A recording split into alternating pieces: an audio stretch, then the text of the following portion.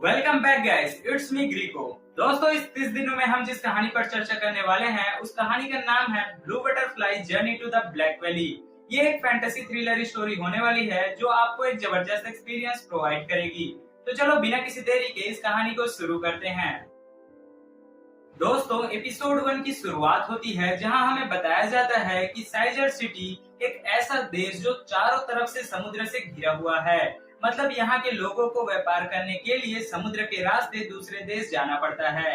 इसके बावजूद भी ये देश खुद में काफी समृद्ध है, क्योंकि यहाँ हर वो चीज है जो कि आम लोगों की जरूरतों को पूरा करती है। दूसरी तरफ हमें बताया जाता है कि यहाँ का जो राजा है ल्यूकस प्रथम, वो बहुत ही आलसी और इगोइस्टिक राजा है। इसका मेन रीजन ये है कि चारों तरफ से समुद्र से घिरे होने के कारण दूसरे देश इस देश पर पूरी ताकत से हमला नहीं कर पाते और जो छोटी मोटी लड़ाइयाँ होती हैं उसे राजा ल्यूकस अपनी सेना के दम पर जीत जाता है। अब कहानी एक गांव पर शिफ्ट होता है जहां पर एक नौजवान युवक अपने कुछ सैनिकों के साथ उस गांव में फैली बीमारी का पता लगाने गया होता है। सभी लोग उसे देखकर बहुत खुश हो जाते हैं और यहाँ पर हमें यह पता चलता है कि ये और कोई नहीं बल्कि राजा ल्यूकस की सेना का सेनापति आर्कस है। सभी लोग उसकी बहुत इज्जत करते हैं और उसकी बहादुरी के किस्से पूरे साइजर सिटी के हर लोग को पता है। गांव के लोग बताते हैं कि यह बीमारी बहुत ही घातक है। इससे इन्फेक्टेड लोग पहले तो पागलों की तरह हरकत करते हैं, फिर कुछ दिनों बाद उनके शरीर को फाड़ कर कुछ कीड़े बाहर निकल जाते हैं और जंगलों की तरफ चले जाते हैं, जिससे उनकी दर्दनाक मौत हो जाती है। आर्कस को यह सब सुनकर बहुत ही अजीब लगता है। तभी गांव के एक घर से एक आदमी चिल्लाते हुए बाहर निकलता है।